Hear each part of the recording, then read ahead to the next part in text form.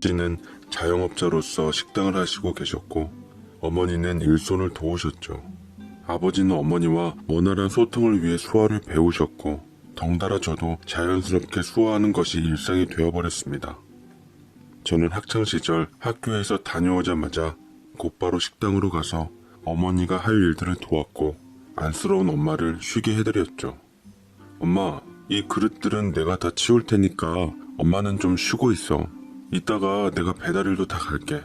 라며 말도 하고 수화로 뜻을 전하자 엄마는 흐뭇해하며 절 장하다고 다독여 주었습니다. 사실 엄마는 청각장애뿐만 아니라 몸이 심하게 말라 제대로 가누질 못했어요. 160cm 키에 체중이 30kg 조금 넘어 항상 기력이 약하셨었죠. 아빠도 늘 그게 걱정이어서 엄마를 병원에 데려가 진찰을 받게 했지만 큰 이상은 없었습니다. 일반 사람과 똑같이 식사를 했는데도 쉬 체중이 늘지 않아 가끔 무리한 일을 할 때면 힘들어했습니다. 저는 엄마의 손과 발이 되어주면서부터 엄마처럼 장애를 가진 사람들을 위해 살기로 결심했어요.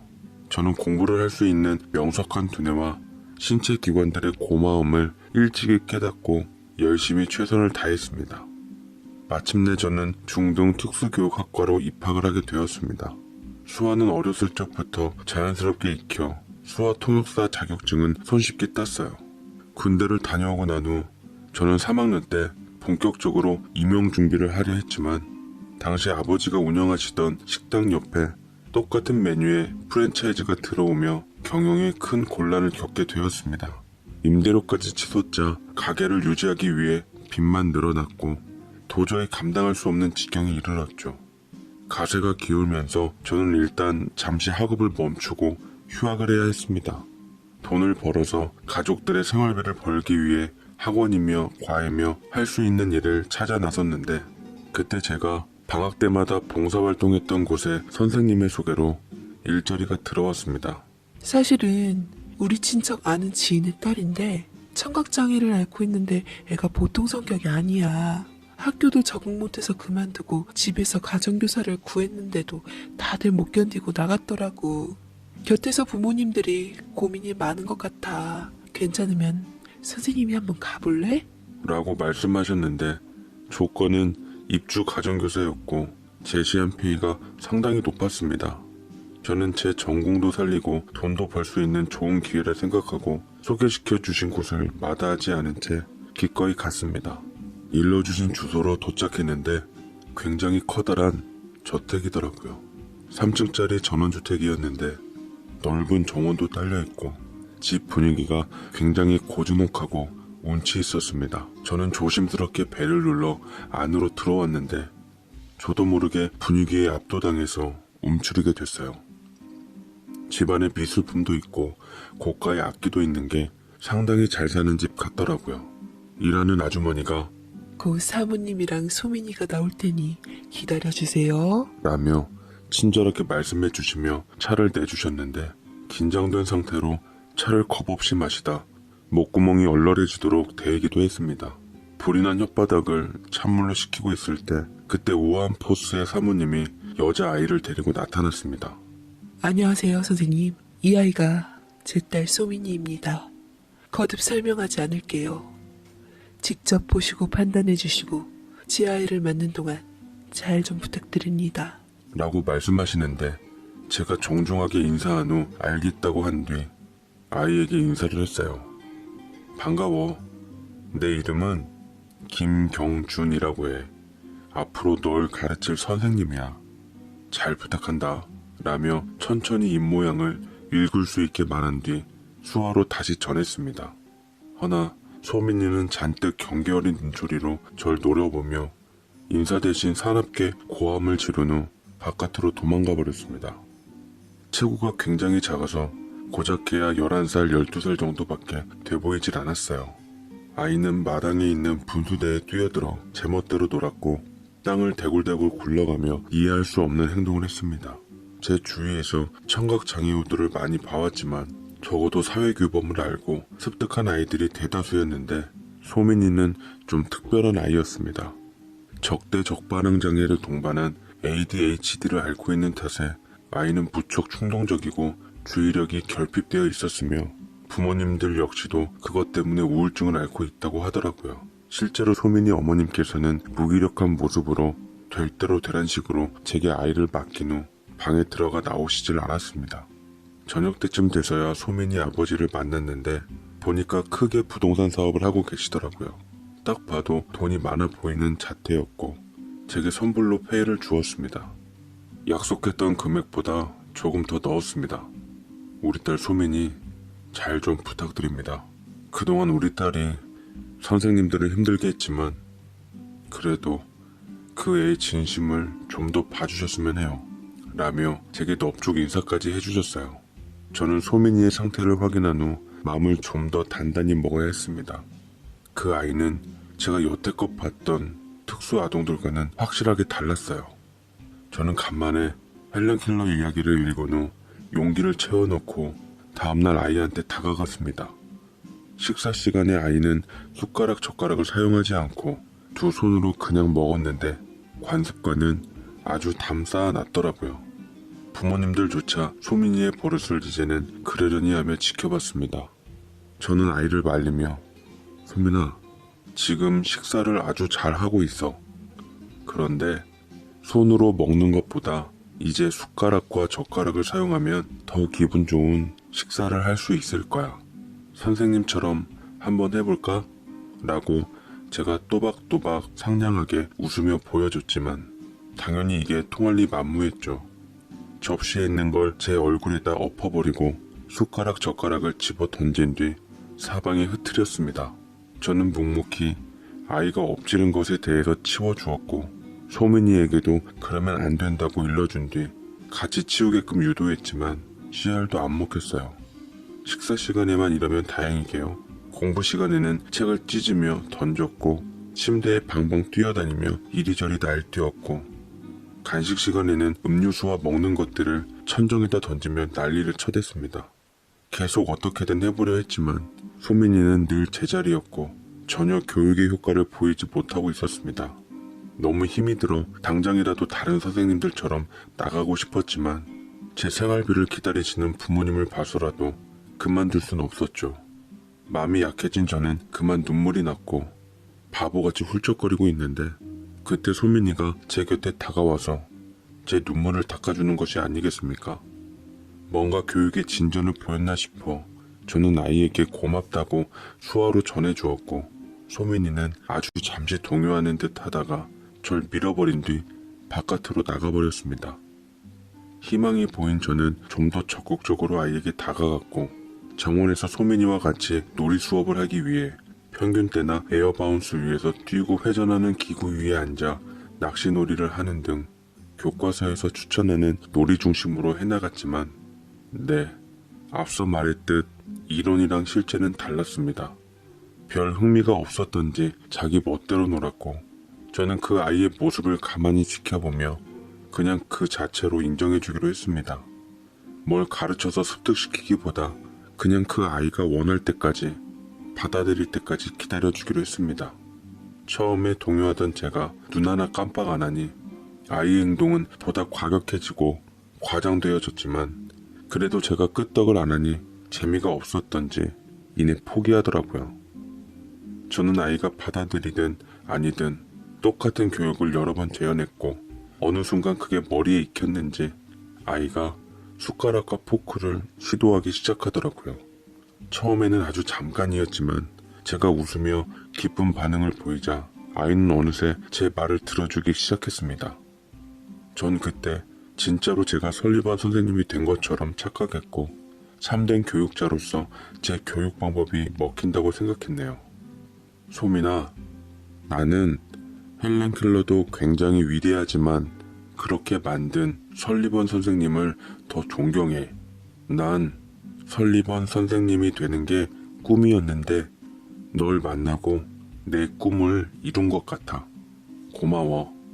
수화 없이 말한 거라 아이가 들었을지 안 들었을지 모르지만 제가 느끼는 감정을 아이에게 전달해 주고 싶었어요.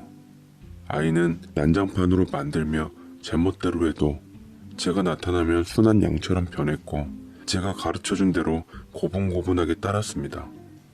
소민이 부모님들조차 소민이 이런 모습은 처음이라며 신기해했죠. 그렇게 1년 반 정도 소민이네 집에서 지내고 난 후 저희 아버지는 친척이 운영하던 공장에 취업을 하게 되었고 저 역시 언제까지나 가정교사로 지낼 순 없던지라 서둘러 복학한 후 제 꿈인 교사가 되기 위해서 임용을 준비하기로 했습니다. 특수학교에 입학한다는 소리에 안심한 후 그 아이에게 이별의 인사를 하게 됐습니다. 소민이 앞으로도 씩씩하게 잘 지낼 수 있지? 선생님이 사실은 소민이와 더 같이 있고 싶지만 선생님 꿈을 위해서 잠시 떠나 있어야 해. 꼭 선생님이 소민이 곁에 돌아올 테니까 공부 잘하고 잘 지내고 있어. 알겠지? 라고 했는데 소민이는 저와 정이 많이 들었던지 떨어지기 싫어했어요. 그런 제자의 마음이 기특해서 저는 편지랑 직접 만든 가방을 선물했습니다. 그렇게 저는 학교로 돌아갔고 복학해서 뒤늦게 후배들이랑 같이 수업을 들어 임용을 준비해 나갔습니다. 하지만 그것도 쉽지 않더라고요. 대학 졸업 후에 돈 벌면서 시험을 준비하려니 첫 임용에 실패하고 두 번째까지 고배를 마시자 부모님께도 미안하고 자책감마저 들었습니다. 허나 다행이었던 건 그나마 다음에 운 좋게 교수님 추천받아 특수사립학교 시험을 봐서 교사로 들어갈 수 있었죠. 그리고 그곳에서 운명인지 우연인지 저는 제가 가르쳤던 소민이를 다시 보게 되었습니다. 4년 만에 보는 제자였는데 꼬맹이가 벌써 20살이 되어 있더라고요. 여전히 학교에서 제멋대로라고 악명이 높았던 소민이는 저를 본 게 반가웠던지 환하고 예쁜 웃음을 지어 보였습니다. 소민이는 이미 20살이 되었지만 제대로 학교를 나오지 않는 날들이 많아 졸업에 1년 정도 미뤄지게 되었다 합니다. 어쨌든 옛 제자와 남은 1년간 학교에서 함께 한다는 사실이 뿌듯하더라고요. 주변 같이 일하는 선생님들께 소민이와의 인연을 언급하며 좋았던 추억에 대해서 얘기했지만 다들 꺼리며 말도 안 된다는 말들 뿐이었습니다.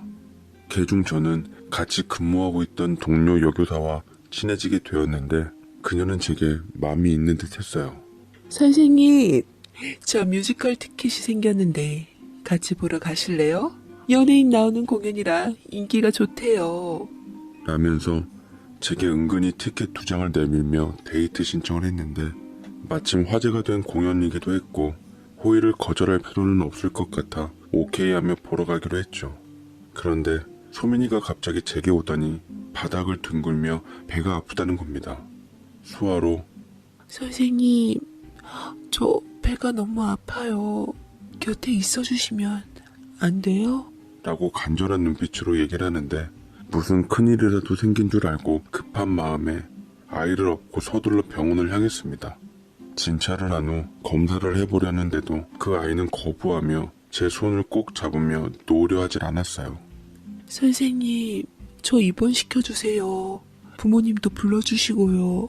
배만 아팠는데 이제는 머리도 아프고 손목도 아프고 해요. 라며 수화를 하는데 곧 소민이 부모님이 오신 후 여러 가지 검사를 진행해 보았지만 아무 이상 없는 걸로 나왔습니다. 덕분에 시간이 지체되어 저는 동료 교사와 약속했던 뮤지컬 공연을 못 가게 돼버렸고 그것 때문에 여선생님은 많이 속상해 하더라고요. 그거 사실은 선생님이랑 같이 보려고 제가 평화로운 나라에서 웃돈까지 얹어주며 산 거예요. 결국 친구랑 보러 가긴 했는데 아쉽긴 하더라고요. 미안해요 선생님. 대신 제가 오늘 저녁 살게요. 드시고 싶은 거 있으면 말씀해 주세요. 라고 말하자 동료 여교사는 그제서야 기분이 좋아진 듯 반장난식으로 비싼 거 고르겠다고 식당을 검색하기 시작했습니다. 그렇게 퇴근할 무렵 잔뜩 들뜬 동료 여교사와 함께 학교를 나서려 하는데 소민이가 또 제 앞을 가로막더라고요. 이번에도 배가 아프다면서 집에 데려다 달라고 했습니다. 그러자 동료 여교사는 소민이의 속셈을 눈치채고 이번에도 당하지 않겠다는 듯 소민이 부모님께 전화를 걸더라고요. 네, 소민이 부모님 되시죠? 소민이가 지금 교무실 앞에 있는데 어제처럼 또 아픈가 봐요. 지금 오셔서 데려가면 좋을 것 같은데. 라고 하자 소민이가 앙칼지게 동료 여교사를 째려보더라고요. 근데 이상하게도 그런 소민이가 밉지도 않고 싫지도 않았습니다. 제자로서 귀엽더라고요. 감정 조절 능력도 서툴러서 생각하는 대로 다 드러나는 무지개 소녀 같아서 그 아이가 절 짝사랑하고 있구나 대번 눈치채게 되었습니다. 이놈의 인기란. 저도 학창시절 교생 선생님을 짝사랑했던 적이 있어서 그저 지나가는 느낌이려니 싶어 굳이 심각하게 생각하지 않고 이번에도 소민이에게 맞춰주기로 했습니다. 소민이 어머니께서는 고급 세단차를 직접 몰고 와서 소민이를 태웠고 그 아이는 굳이 저를 데리고 집으로 같이 가려 했어요. 덕분에 동료 여교사와 약속은 또 깨져버렸죠. 사실 내심 불편하기도 했습니다. 구해준 소민이가 고맙다고 해야 할까요? 그날 밤 소민이는 일찍 잠들었고 저는 어머니와 이제 두어 달밖에 안 남은 소민이의 졸업과 후의 진학 문제에 대해 얘기를 주고받았습니다. 어머니께서는 소민이가 청각장애가 있지만 천천히 말하는 입모양으로 어느 정도 대화가 된다며 대학 진학을 바랬습니다. 언젠가 저처럼 특수교사가 되어서 자신과 같은 어려움에 처해 있는 아이들을 지도하고 싶다고 했다더군요. 자기는 헬렌 켈러보다는 설리반 선생님이 더 위대하게 느껴진다고요. 제가 소민이한테 언젠가 해줬던 말이었습니다. 아버님이 퇴근이 이르셔서 옛 인연에 술까지 주고받으며 사는 얘기에 시간 가는 줄 몰랐네요. 술이 약했던 저는 취기가 오른 상태로 어머니께서 내어주신 방에서 잠이 들었고 새벽에 문득 갈증이 일어 눈을 번뜩 뜨고 보니 소민이가 제 곁에 있었습니다. 밤늦게 제 방에 온 소민이의 형상이 흡사 귀신으로 보여 잠이 확 달아났던 저는 그 아이가 다가와 제 손에다 글씨를 쓰는 바람에 또 한 번 놀랄 수밖에 없었습니다. 선생님, 제가 선생님을 많이 좋아해요. 라며 손을 자기 얼굴에다 가져다 대었고 다리 위에 살포시 기대더니 손가락으로 다른 글자를 적었습니다.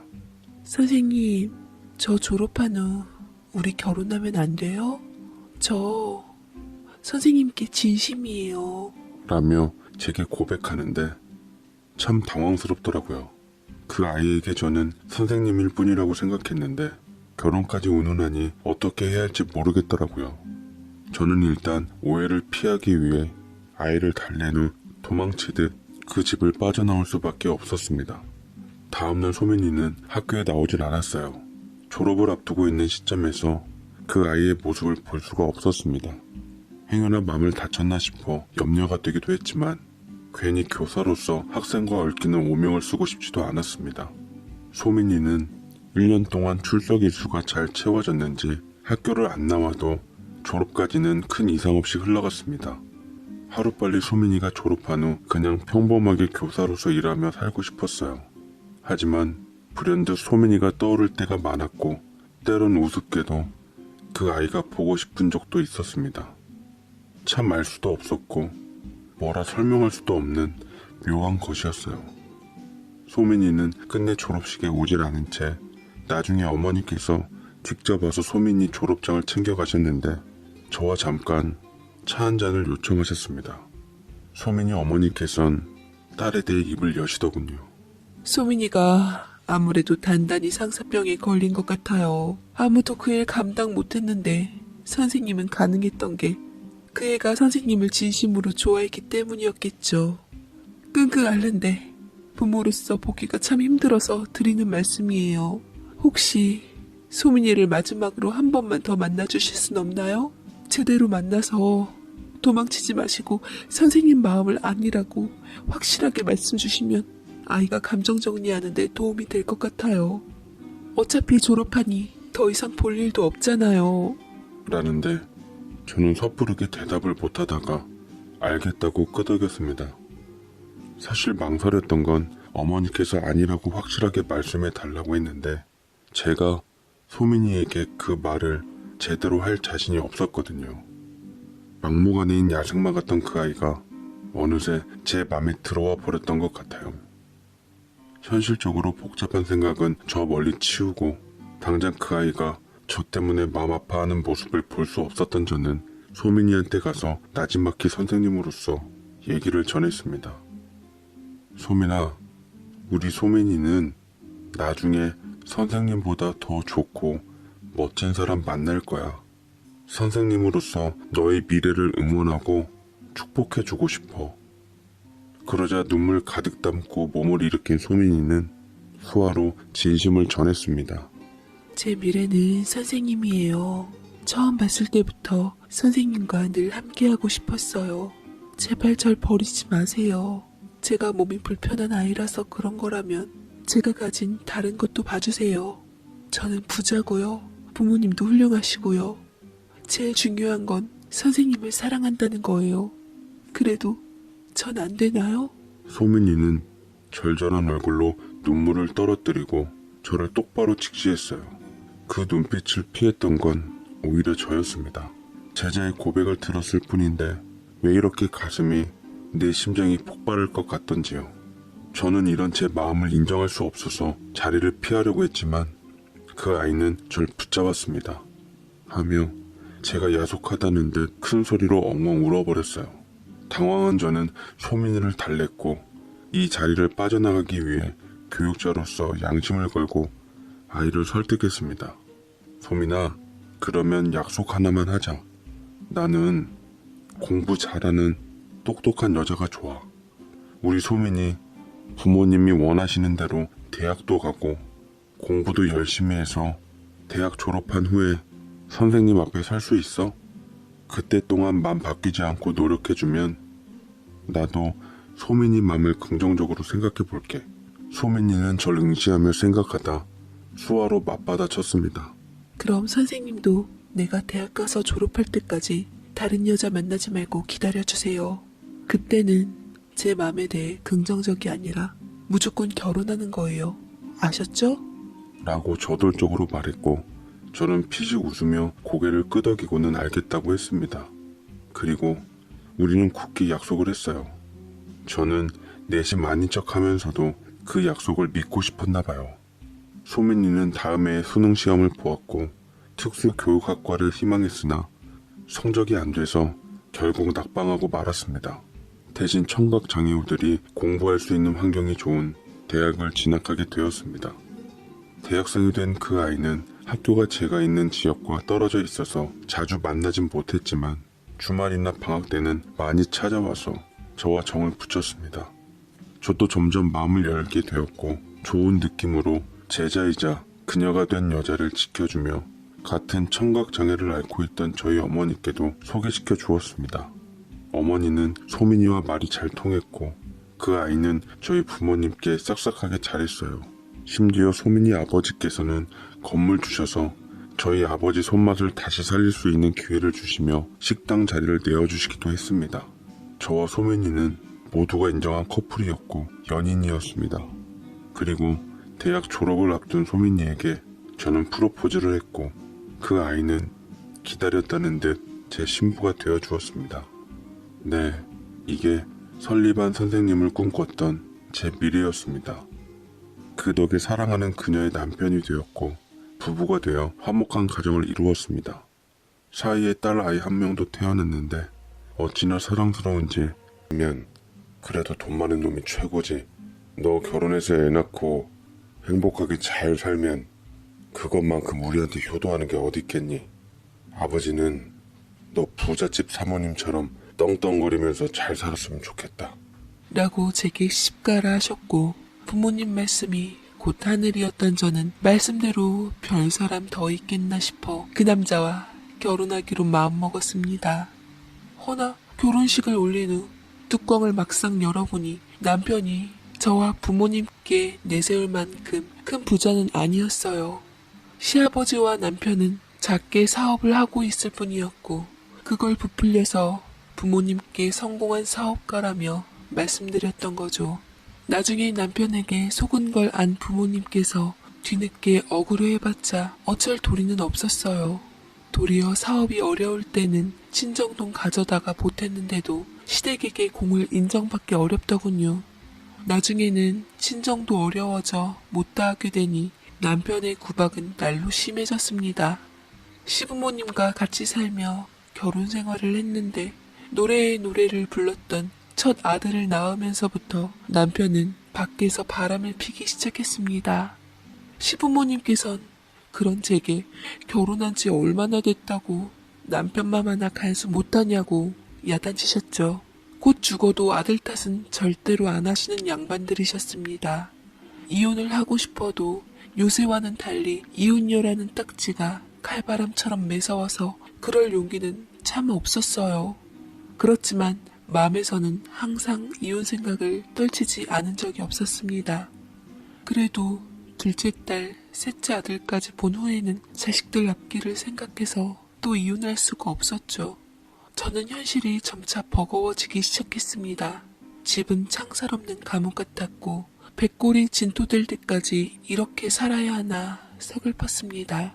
그나마 새끼들 자라나는 거 보면서 커가는 재미로 살았는데 첫째 둘째는 커갈수록 하나같이 지 아빠밖에 몰랐고 아빠는 무조건 하늘, 엄마는 땅인 줄 알고 살았습니다. 그나마 셋째 아들이 절 이해해주고 위하려 했죠. 그리고 저는 막내 아들 결혼식만 끝나기만을 기다렸습니다.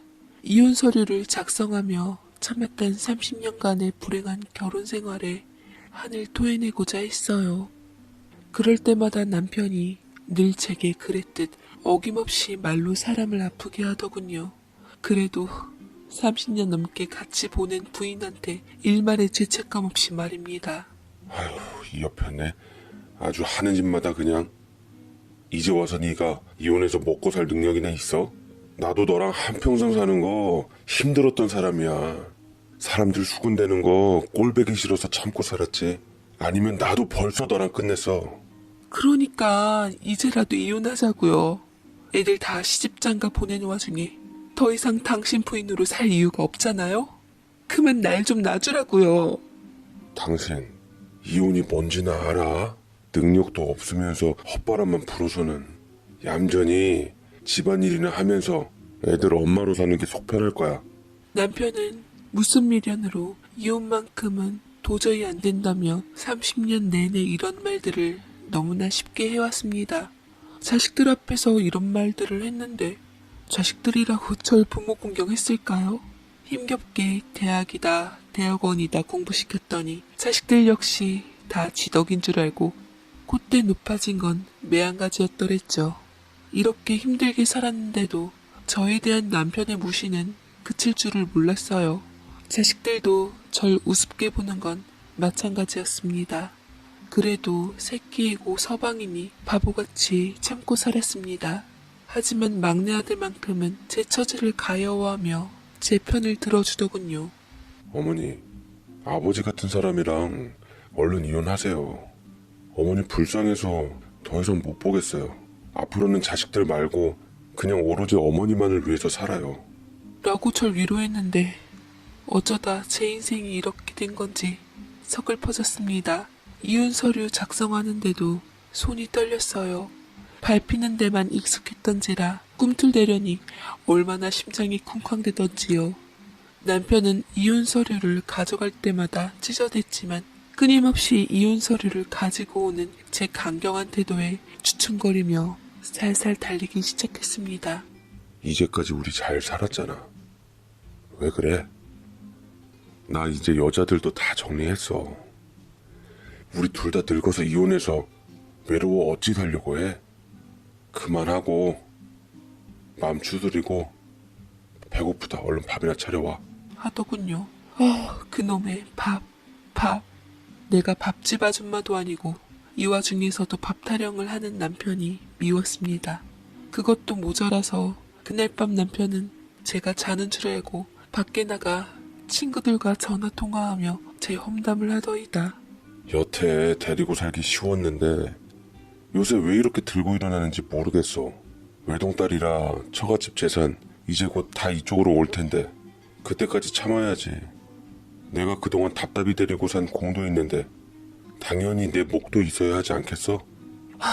친정 부모님 재산을 노리고 있을 줄은 꿈에도 생각 못했습니다.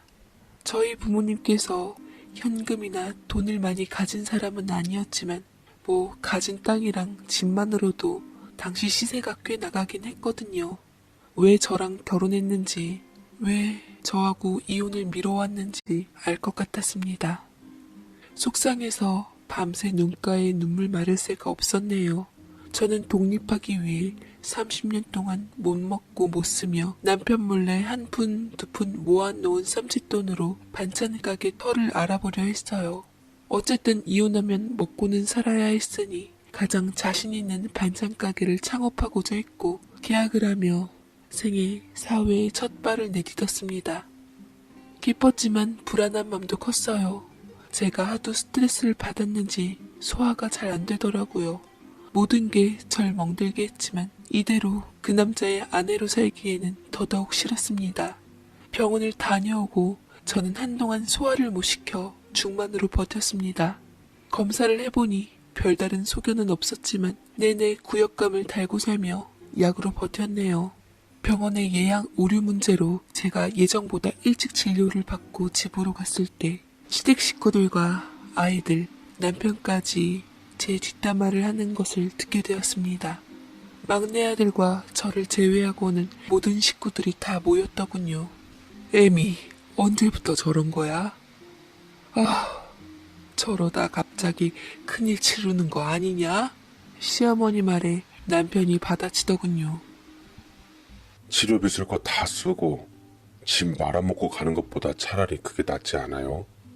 혹시 모르니 보험이라도 들어봐요. 나중에 요긴하게 쓰일지 어떻게 알아요? 라고 큰아들까지 받아치며 얘기하는데 시댁 식구들과 남편, 심지어 자식들이란 게 절 두고 얘기하는 꼬라지가 참 사람 맘을 먹먹하게 만들더라고요. 인생 다 바쳐 가정에 희생해준 부인이자 엄마이자 며느리의 아픔을 두고 오가는 대화들이란 게 믿겨지질 않았습니다. 적어도 나는 그래도 자식만을 위해 살았는데, 가정만을 위해 살았는데 세상 헛살았구나 싶었네요. 자식까지 절이 된 건 전부 남편 탓이라는 생각이 들어 더는 용서할 수가 없었습니다. 남편은 가족들 말을 듣고 진짜로 제 앞으로 보험을 몇 개 들기 시작하더군요. 수익자는 다 자기로 해놓고요. 피가 거꾸로 솟는 줄 알았습니다. 병원에서는 스트레스성 위염이라는 병명을 내놓았고 가족들의 실망 어린 얼굴은 절 벼랑 끝으로 내몰았습니다. 저는 믿을 만한 막내 아들한테만 속내를 털어놓고 서러움에 복받쳐 한참을 울었죠. 막내 아들은 이참에 예비 며느리까지 불러 저를 토닥여주며 위로하더군요. 어머니 그냥 이혼하세요.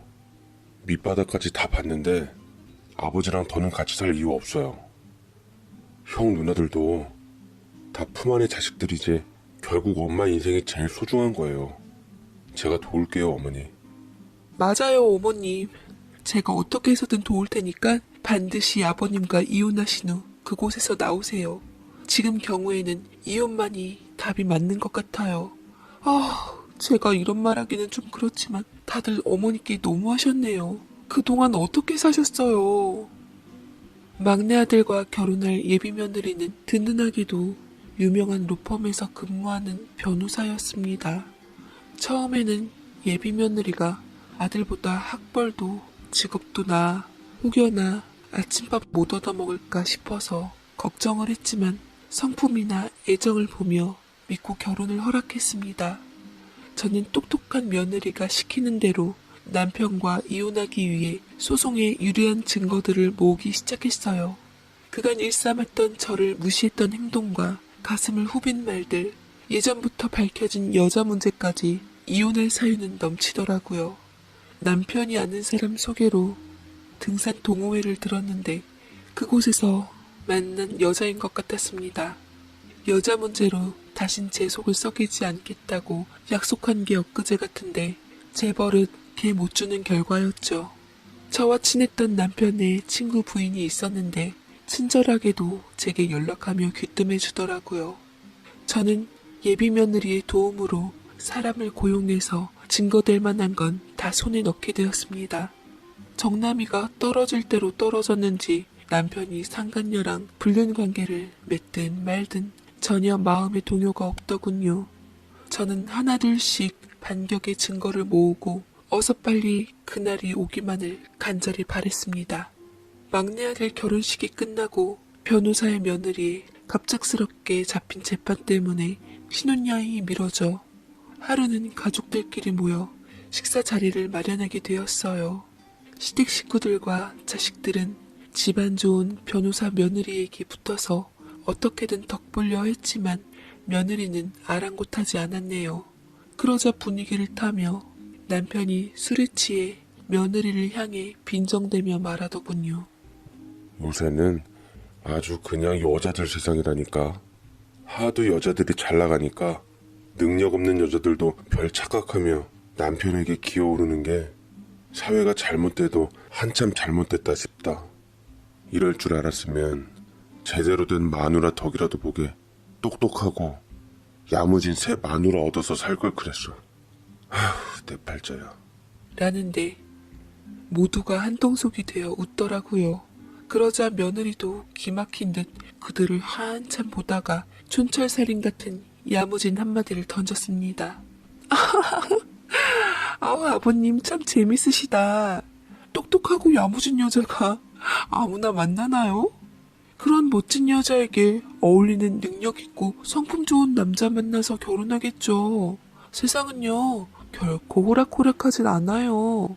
어머님보다는 아버님이야말로 큰 착각을 하고 계신 것 같네요. 라고 고소미를 먹이니 남편과 시댁 식구들 얼굴이 시뻘개지며 입을 다물고야 말았습니다. 참 고소하고 통쾌하더군요. 저는 이제 아무것도 두려운 게 없었습니다. 가만히 일어나서 앞에 있는 음료수병들을 들어 남편과 벙쪄있는 그 집 식구들한테 마구 끼얹었어요. 변호사 며느리가 눈치껏 음료수 뚜껑을 더 열고 제 옆에 놓아주어 몇 병 더 뿌려주었네요. 저마다 악을 쓰며 순식간에 아수라장이 되고 말았습니다. 쏟아부으니까 그나마 좀 낫네. 입에 걸레 문 것도 유분수지. 어딜 절 가족들 앞에서 이렇게 대해요? 나는 비록 못났지만 적어도 분수는 날고 자식 앞에서 부끄러운 짓은 하지 않았어요. 알아요, 이 쓰레기님아? 쓰레기집만 골란 쓰레기가 어딜 새마누라 타령을 해? 지나가던 똥개가 없겠다. 뭐야? 쓰레기? 지금 말 다 했어? 이 여자가 아주 겁을 상실했구만. 나 당신 남편이야. 당신과는 레벨우가 다른 하늘이라고. 하늘. 그래, 하늘이니까 아예 영영 하늘로 가버려. 사람 사는 세상 오염시키지 말고 아주 추한 줄 모르고 뻗대다 큰 코 다쳐 이 양반아. 저는 기세를 몰아 선수쳐 상을 아예 엎어버렸고 워정청청하는 소리에 식구들 다 놀라고 기막혔는지 뒤로 넘어가더라고요. 자식들은 지 아빠 편을 들면서 소리소리를 질렀고 그 와중에도 그 현실이 너무 아파 저는 눈물 콧물 다 쏟으며 흐느꼈네요. 내가 니네들한테 어떻게 살았는데 자식이라면서 어쩜 이렇게 나한테 못되니 다들. 생에 뼈 빠지게 낳아서 먹여주고 길러줬더니 하물며 짐승들도 지엄이 은혜는 알겠다 이것들아. 제가 지난 세월의 안타까움으로 바닥을 치며 통곡을 해도 남편과 자식들은 눈 하나 깜짝 안 하더라고요. 그 와중에 큰아들이 한마디 하네요. 장남이라고 그토록 위해왔건만 녀석은 어미인 제게 뼈를 때리는 말을 남기더군요. 어머니는 아직도 상황을 너무 몰라요. 아빠가 한평생 엄마를 무시할 때 아무 말 안 타가 이제와 왜 억울한 건데요. 서운한 게 있고 싫은 감정이 들면 바로바로 감정 표현을 했어야지. 뒤늦게 이러시니까 참 어이가 없습니다, 정말. 그냥 애들과 가족들 앞에서 남편과 분란 일으키기 싫고 갈등 만들기 싫어 참았던 건데 그게 애들한테는 그렇게 받아들여졌는지 몰랐습니다. 저만 참으며 알아서 모든 게 잘 될 줄 알았던 게 인생이 큰 실수였어요. 맞으면 발악이라도 하고 욕하면 반박이라도 했어야 했습니다. 제가 제 인생을 불쌍하게 만들어 놓고 큰아들 말 맞다나 이제와 벗어나려 했다는 건 어쩌면 욕심이었을까요? 늙어서야 떨치려 했던 제 가슴 속 쌓였던 한은 아마도 평생을 제게 짐지우려 하나 봅니다. 끝내는 한이 목구멍까지 솟구쳐서 그 야속한 식구들에게 목에 핏대가 세워질 만큼 억하심정에 악을 써댔어요. 끝까지 내 탓하는 니들이 과연 내 자식들이냐? 너희들 나 아니었음 지금 이 자리에 있을 사람 아무도 없어. 내가 만약 억울하다, 힘들다 했으면 네 아버지가 니들이 과연 내 말에 귀 기울이고 사정을 이해해줬을까? 아니, 천만에. 내 장담하건대 쓰레기 같은 니들 인성에 그런 건 못해. 이 애미 마 말아줄 생각도 못했을 거면서 왜 끝까지 니들 낳아주고 입혀주고 먹여준 내 탓을 하는데. 너희들 이제 내 새끼들 아니야. 끝까지 니들에게 엄마로 남고 싶었다.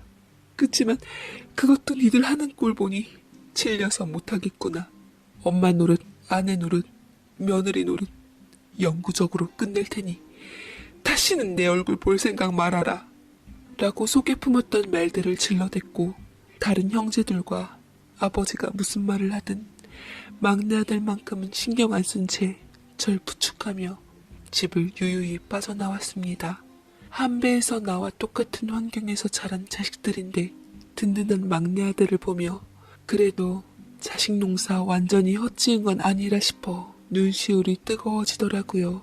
그것이 사실상 제가 뜻한 대로 남편과 시댁 식구들과 자식들과의 마지막 인연이었습니다. 저는 변호사 며느리의 도움으로 바로 이혼소송을 진행했고, 그간 재산 형성의 기여도가 대부분 인정되어 재산을 절반씩 나누는 판결이 나와 기다렸다는 듯 남편과 이혼했고, 상간녀들에게는 야무지게 위자료까지 받아 후에 반찬 가게 창업 자금으로 잘 챙겼네요. 가족들 모두 제게 접근 금지 명령을 법원에 신청해 주었습니다. 아들, 딸들이랑은 그렇게 절연해버렸어요. 유일하게 남아있는 가족은 제 막내 아들과 며느리뿐이었습니다만 하도 가족에게 되어서 그런지 안타깝게도 저는 막내 아들과 며느리조차도 완전히 다 믿지 못하게 되었습니다. 그래도 우리 애들은 혼자 된 저를 잡아끌며 한 집에서 같이 살자고 했지만 미안하지만 저는 그 제안도 받아들일 수가 없었어요. 여태 가족한테 받았던 상처가 너무 커서 좋은 관계를 유지하기 위해서라면 적당한 선을 지키는 게 맞는 것 같았습니다. 무엇보다 절 도와준 유일한 가족들에게 짐이 되기 싫었고요. 저는 아직 살아계신 부모님께 손을 벌려 작은 집 한 채를 마련했고 계획한 대로 반찬 가게를 차렸습니다. 30년의 결혼 생활 동안 열심히 익혔던 반찬 만들었던 솜씨로 부지런하게 움직였네요. 처음에는 장사가 잘 안 되어서 버리는 것도 부지기수였는데 어느 날 입소문을 타고 흐르면서 배달 서비스까지 시작하게 되자 통장에 돈이 차곡차곡 쌓이더라고요.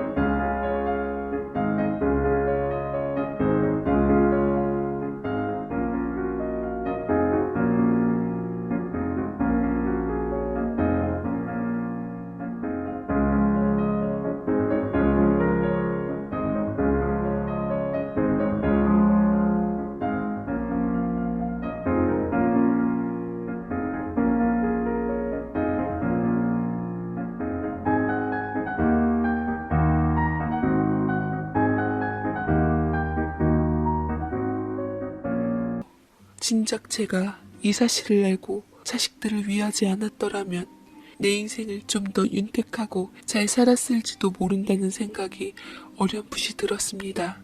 품을 벗어난 자식들보다는 돈이 더 믿음직스럽더라고요. 시간이 좀 흘러 남편이 한번 찾아왔습니다. 그 사이 남은 재산으로 주식한다고 한참 설레발을 쳤는데 쫄딱 망했던지 처음에는 그지꼴을 하고 있어 전 남편인지도 몰라봤네요. 미안하다며 울면서 자기를 다시 받아달랐는데 내은이한테도 차이고 믿었던 자식들한테도 팽당한 인간을 내가 왜요? 당한 세월이 수십 년인데 제가 보험도 아니고 절대 받아들일 수 없었습니다. 제가 완강히 거부하자 남편은 무릎 꿇고 앞으로는 무시하지도 않고 진짜로 남편 노릇 잘하겠다며 제 치맛자락을 붙잡는데 어린 반푼어치도 없었죠. 그래도 그간 살아온 부부의 정을 무시 못해 마음이 쓰이긴 했습니다. 제가 잘되고 다 끝난 마당에 남편도 바라던 대로 잘난 새 마누라라도 만나 인생 다시 시작하기를 바랬어요. 남편은 기어이 본색을 드러내며 제게 욕설을 하며 뒤돌아섰고 저는 또 한 번 저를 쉽게 뜻대로 할 수 있을 거라 생각했던 남편의 발등을 제대로 찍어주었습니다. 30년간 두고두고 품었던 한은 이제야 완벽히 정리가 되었습니다. 저는 아들 내외와 멀지 않은 곳에 살아서 맞벌이하고 있는 며느리를 대신해 시간이 흘러 태어난 손주를 예뻐하며 돌보기도 했습니다. 며느리한테 갚을 은혜가 너무 많아서 미안하고 송구스러울 따름이네요. 결혼하기 전까지는 부모님의 뜻대로 살았고 결혼 후에는 남편과 시부모님 뜻대로 그 후에는 자식들 뜻대로 산 인생이었지만 지금의 저는 변화를 꿈꾸며 달라지고 있습니다. 남은 여생만큼은 오로지 제 행복에만 집중하면서 살아가고 싶어요. 지금처럼 아들 내외 잘 살고 손주 건강하게 무럭무럭 잘 자라며 제가 하고 있는 반찬 가게 사업이 잘 돼서 이제는 누구에게도 등 떠밀리지 않은 채